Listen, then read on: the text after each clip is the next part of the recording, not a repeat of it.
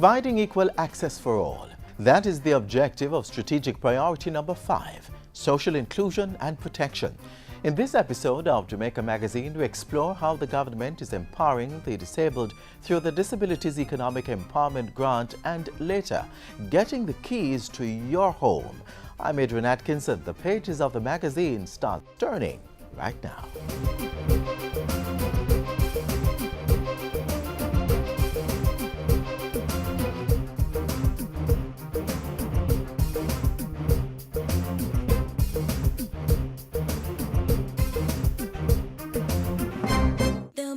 Better tomorrow. There'll be a better tomorrow. There'll be a better tomorrow. There'll be a better tomorrow. There'll be a day. There'll be a way. There'll come a time to sing a brand new song. There'll be a better tomorrow.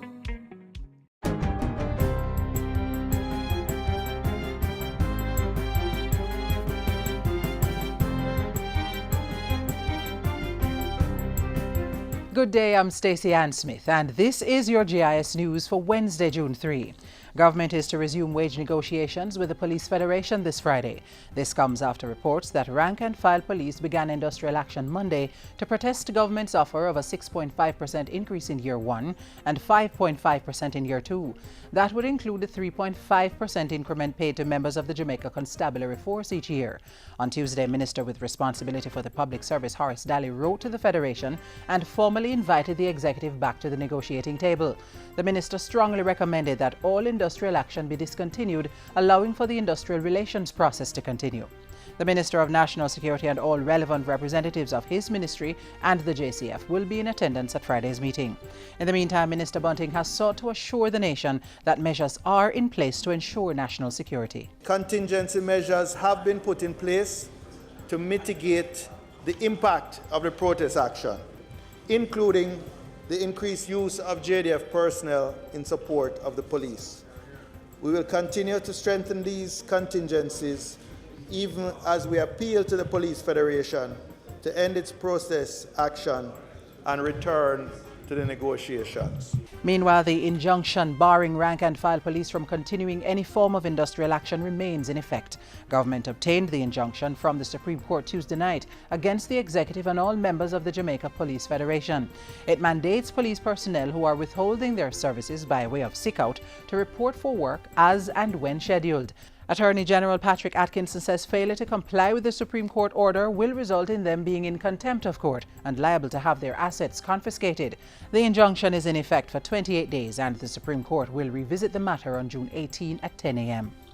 The Ministry of Health says its preparations are well advanced to deal with the threat of the Zika virus if and when it reaches Jamaica. Portfolio Minister Dr. Fenton Ferguson says the experience of dealing with the Chikungunya virus has allowed for this improved level of preparedness. Since that time, we are not just meeting, but we are now prepared the clinical management. We have prepared the lab response. We have and working on the communication strategy. We are well on our way in terms of preparation. The Health Minister was speaking at a national workshop for preparedness and response to the threat of the Zika virus. The workshop was the first in a series of training activities by the ministry to address integrated vector control and the Zika virus specifically. Minister Ferguson pointed out that if the Zika virus gets to Jamaica, a fairly large amount of persons may be impacted, as the disease would be new to this population, although it has been around elsewhere since 1948. He says an integrated approach is being taken to include social mobilization, community participation, and ongoing education. Permanent Secretary Dr. Kevin Harvey chairs the committee managing the process. Committee members have been meeting weekly since the May 7 alert issued by the Pan American Health Organization. Government has signed a Memorandum of Understanding MOU with bauxite company Jamalco to provide land titles to over 1,500 people on the company's resettlement program. The MOU was signed last Friday. Land Minister Robert Pickersgill says it's an important step towards addressing an issue that has caused much distress to both the bauxite companies and the persons who are to be resettled. It is a commendable start in addressing the perennial challenges that landowners have experienced in obtaining titles over the years, as well as resolving tenure issues affecting lands that Jamaica has acquired from landowners as far back as in the 1970s. Under the MOU, the Land Administration and Management Program will provide technical support to the bauxite company to prepare the land titles for the affected residents. The Ministry of Agriculture and Fisheries is reminding farmers to practice climate-smart farming methods as they seek to boost agriculture production. Use the waste from your ground provision to start a compost heap, which you can use to fertilize your fruits and vegetables in your backyard garden.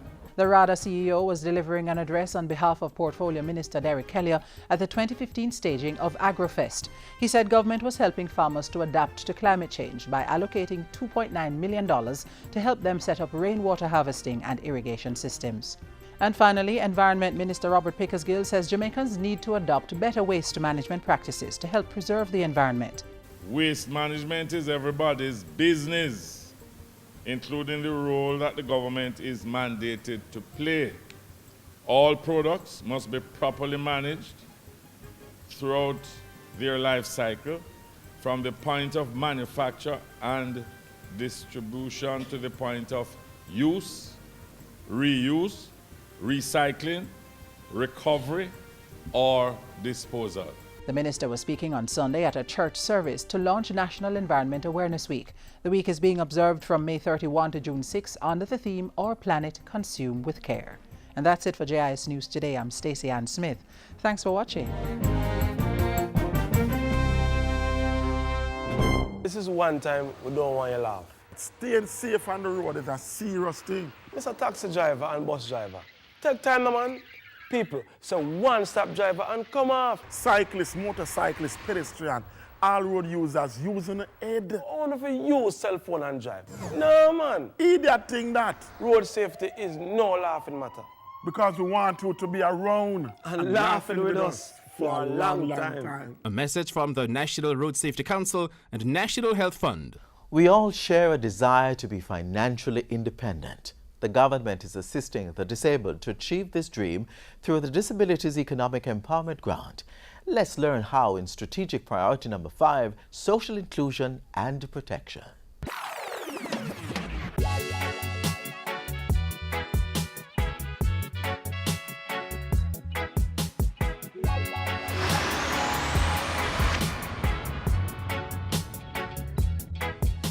The fact that I'm working from home allows Christina to help in different ways, and I teach her to different section or parts of the operation. If I'm on the road and I get a call to say, look, Mr. Kelly, I've sent you an email, would you expedite?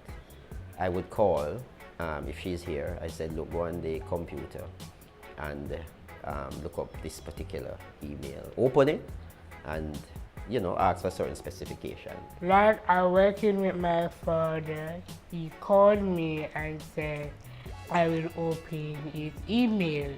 When I read the emails, like I get it from a client, so here I read it, I say 36 by 24, and you want it. And when you want the way how much copy you need, he make it. If he make it, he deliver it. 24-year-old Christina is a student of Genesis Academy, and she has Down syndrome. But this condition has not stopped her from living up to her abilities. Just take a look at all she accomplishes in her spare time as she helps her father in his reprographic business, which focuses on architectural and engineering support services. That's partly due to the assistance father and daughter have received from the Ministry of Labour and Social Security through its agency, the Jamaica Council for Persons with Disabilities. They are the beneficiaries of a Disabilities Economic Empowerment Grant. The Economic Empowerment Grant has been around since 2009, and it came out of a concern of the disability community. This Economic Empowerment Grant, as the word states, is to empower the person economically so that they can manage themselves, you know, and their families.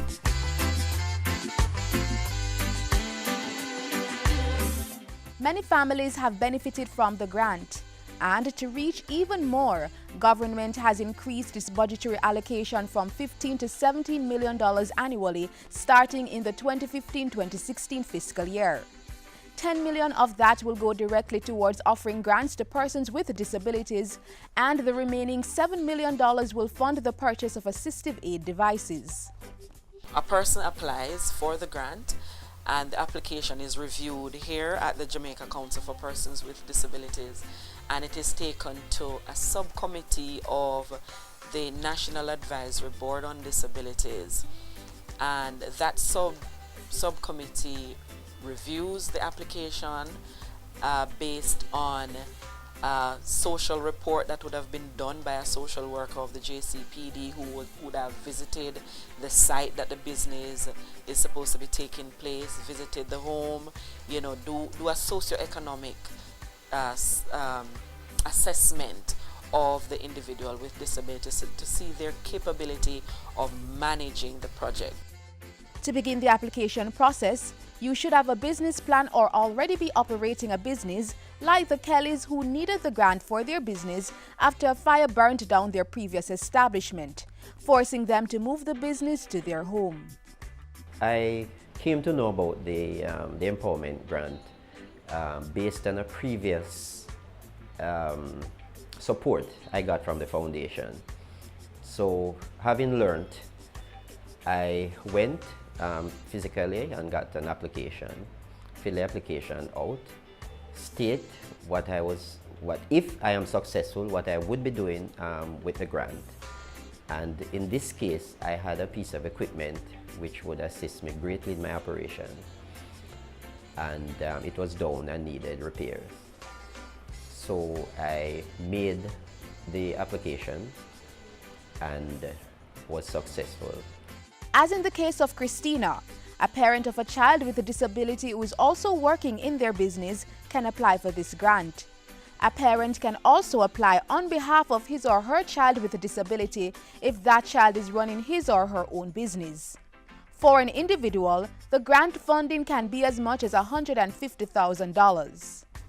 Groups of persons with disabilities along with able-bodied persons may also apply, and group funding may go up to as much as $450,000.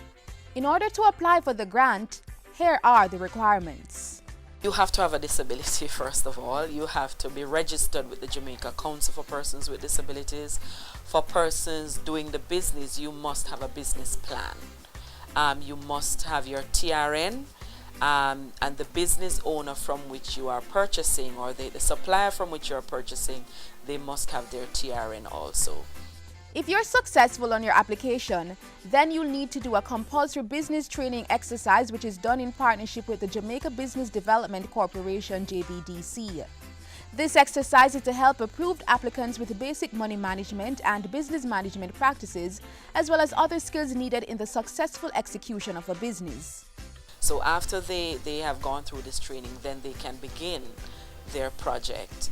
And the social workers of the JCPD right across the island does follow up to ensure that the project is going well. We encourage the persons in a group or individuals to register their business after a while. You know, the business is going well after the training and all of that, and they should register the business.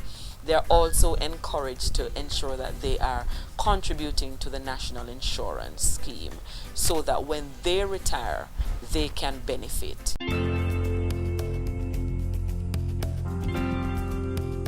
Christina, like so many other beneficiaries, has been empowered to make a meaningful contribution to society, all because of this grant. She shares some of the highs of being able to work. I love to do blueprints, working with my dad, I feel much better than before I'm working with him.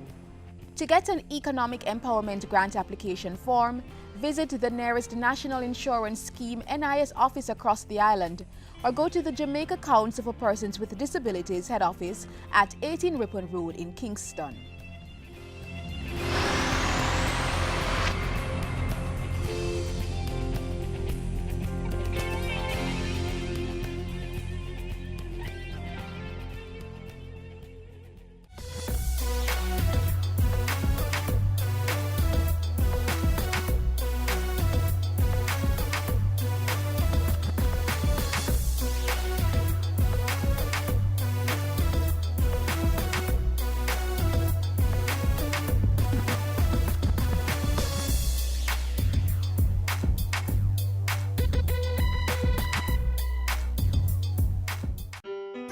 Make sure the children get immunized. Hear this! Immunization, it is a must. This is not a joke thing, this you can trust. It is required by law for entry to nursery, to daycare and to schools. Listen up, it is necessary to prevent diseases such as the measles, the poliomyelitis, the lockjaw and the whooping cough. Immunize your kids, keep them healthy, keep them strong. Prevent deadly diseases such as mumps, rubella and diphtheria. Immunize your child today. Immunization, a key to good health. A message from the Ministry of Health and PAHO. Home ownership remains an important goal for many Jamaicans. For fiscal year 2015-2016, the government is creating numerous opportunities to assist with this process. The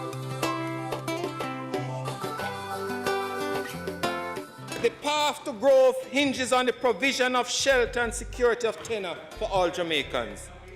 Evidence of our commitment is demonstrated across the length and breadth of this country as we build one community at a time. And the building continues in fiscal year 2015-2016. Through the Housing Agency of Jamaica, the Ministry of Transport, Works and Housing will be delivering 324 shelter solutions at Green Pond in St. James this fiscal year. They're not the only ones. 170 houses will be built in Mosquito Cove, Hanover, 200 at Shooters Hill Phase 1 in St. Catherine, and another 100 at Namperial in Westmoreland. More houses will be provided through public-private partnerships. The agency will commence delivery of approximately another 900 solutions within the next 12 months across 3 parishes. Projects include Reed's Pen in St. Catherine, Penwood Road in St. Andrew, and Vernon Drive in St. James, all of which have reached significant design stage. The Jamaica Mortgage Bank has committed $1.5 to $2 billion to help more Jamaicans access affordable and decent housing solutions this fiscal year. The financing could spur construction for 600 to 700 additional housing solutions. But that's not all. Under that facility, the Jamaica Mortgage Bank will make funds available to financial intermediaries for unlending to their customers as a home deposit loan. The maximum amount which will be given as a loan will not exceed 5% of the sale price of the property, and the property being acquired should not exceed $15 million. The Ministry of Transport, Works and Housing is determined to increase the housing stock for persons in the low and lower middle income groups.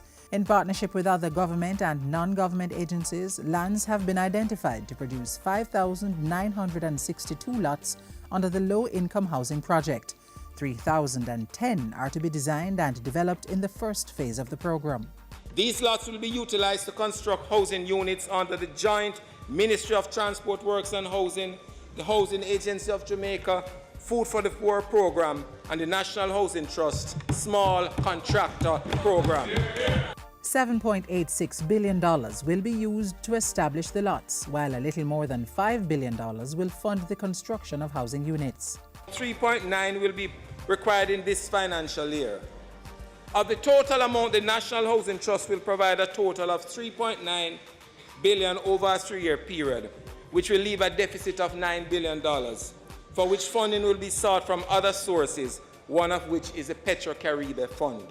Many Jamaicans will also gain access to affordable solutions through several projects being pursued by the National Housing Trust this fiscal year. Among them, 60 residential lots at Shrewsbury, Westmoreland, 110 at Wiki Waki 2, St Andrew, 120 at Sevens 1 in Clarendon, and 28 at Merrifield in St Catherine. Through its infill housing program, the ministry has also identified residual plots of land within existing housing schemes, which will be developed to put more affordable solutions on the market. 147A Albion Heights, St James, where there is to be constructed a 9 townhouse complex. Chippenham Park, St Anne's, 16 lots. Lee Park in Westmoreland, 70 lots. Bramley St Anne, 27 lots. And Greenwich Park Phase 1, 18 lots. A total of $139 million. A big part of the housing plans involves dealing with informal settlements. A typology on squatting island-wide continues this year. Infrastructure work also continues to develop and regularize existing informal settlements. And under the Squatter Management Program, 34 serviced lots will be developed in Hatfield, Westmoreland at a cost of $15 million. This fiscal year, Mr. Speaker, the ministry will continue to pursue the acquisition of properties under the Local Improvements Community Amenities Act. As part of the ministry's thrust to address informal settlements, approximately $37 million has been set aside to facilitate the acquisition and regularization of properties. 676 solutions which were approved by Cabinet for divestment will be put on the market. The ministry is also partnering with the United Nations Settlement Program, UN Habitat, to implement the second phase of the participatory slum upgrading program. As more houses are being built for Jamaicans, others are finally getting their proof of ownership through the National Land Titling Program. The goal is to deliver 15,000 titles annually. At all levels of society, the government is helping more Jamaicans achieve the basic human right of shelter.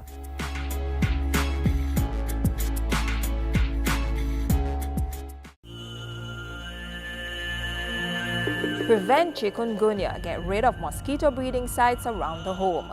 Empty dish drainers and keep refrigerator troughs dry. Punch holes in the bottom of tin cans before placing them in the garbage.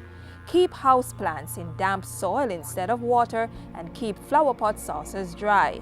Keep drains, ditches, roof gutters and eaves clean so water will drain properly. And remember to open your windows during fogging. Also, wear light-colored clothing and cover your body as much as possible to prevent mosquito bites. For more information on chikungunya prevention, call the Ministry of Health toll-free at 1-888-1-LOVE. That's 1-888-663-5683. Mondays to Fridays, 8:30 a.m. to 4:30 p.m. A message from the Ministry of Health. According to Dr. Michael Coombs, a nation is as healthy as the health of its families. Therefore, we cannot discount the importance of good parenting in creating citizens who are productive, responsible, and prepared to capitalize on the opportunities they have on hand. Listen for more in Hear This. We recognize that you can't fight violence and crime with the police alone. By policing methods. No, violence and crime is about changing the social norms in our country. We see that violence is really an epidemic. You have to interrupt the activity, which is a major part of the police's work. But it also helps if we do it in the community as well. We have to prevent the future spread and change the norms that support it. So parenting prevents the future spread. But we have to change the norms that cause us to have poor parenting habits within our country. And our parenting habits do contribute to producing children who are more violent in our country. So a big part of it is, how do you keep the fathers involved in our children's lives? We have not had that in our culture for a long time. The variable of fatherlessness is really very significant. A lot of the issues that we see playing out in our nation, not only in ours, but the Caribbean and the world, in fact. And so fatherlessness, from research, a lot of research, has been linked to crime and violence. It's linked to performance in schools. It's linked to teenage pregnancy. We are concerned about child abuse and violence affecting our children. Now, we recognize that we have good dads. We want to make that very clear. But the fact is, the evidence strongly suggests from our stats coming out of the Jamaica Survey of Living Conditions, the RGD and other entities, that we still have too many families that do not have the presence of a father enough. And this is really being played out in a lot of the issues that our youth and our children are being affected by. Mothers allow fathers to be a part of their children's lives. Fathers choose to step up, man up as you would say, and become a part of your child's life.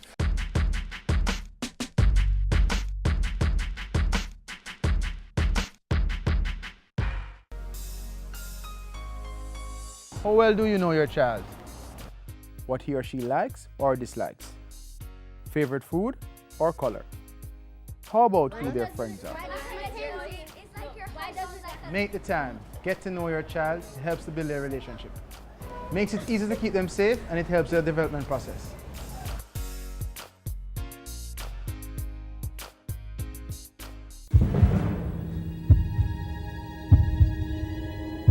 What are you doing to help the fight against crime? Sitting on the corner, minding your own business, definitely not going to work. It is time for us to unite. Unite. Unite for change. Citizens coming together to make their respective communities safer. The police, schools, public health, business, churches, NGOs, parents and neighborhood watch volunteers. As we, the police, do our job, We as citizens need to do our part as well. Report crimes or even suspicious activities. Let's all work together As one united front against crime. and make Jamaica the place of choice to Live, work, raise families, and do business. Unite for Change, an initiative of the Ministry of National Security.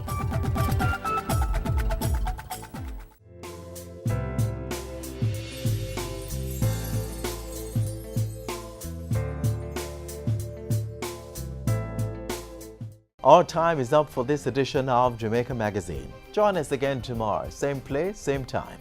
Until then, you can still get the information you need through our website or YouTube channel. For information on the go, you can also download the JIS News app for your smartphone.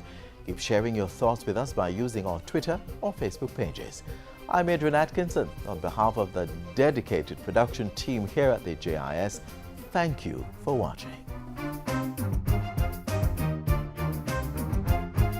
This has been a production of the Jamaica Information Service, the voice of Jamaica.